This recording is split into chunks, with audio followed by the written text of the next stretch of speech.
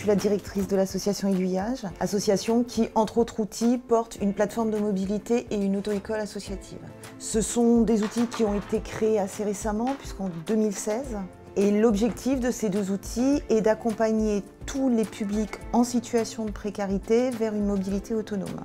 Cet outil est financé par le Fonds social européen, le conseil départemental, la préfecture du Val d'Oise et multiples autres partenaires, dont le PCI Valparisie. L'avantage de notre auto-école, c'est qu'on propose les mêmes services qu'une auto-école classique, à savoir la formation du code, du permis, avec des enseignants, des véhicules, etc.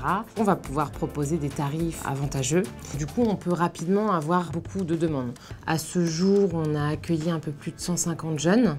Donc on doit fonctionner par fiche de prescription. On fait aussi des entretiens pour mesurer la motivation, le projet professionnel.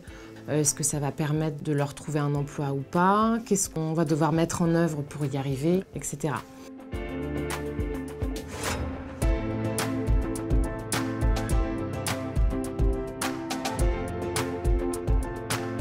J'ai rencontré l'auto-école grâce au Pôle emploi.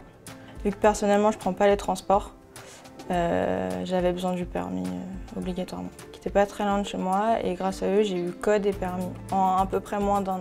L'originalité, on va dire, de l'auto-école associative, c'est d'avoir développé des outils et une pédagogie spécifique qui permet à des personnes loin des enseignements, avec des problèmes cognitifs, des phobies particulières, d'accéder au permis de conduire. Notre philosophie, c'est de dire qu'à partir du moment où on détecte une problématique spécifique, on essaye de mettre en face un outil pour aider les bénéficiaires.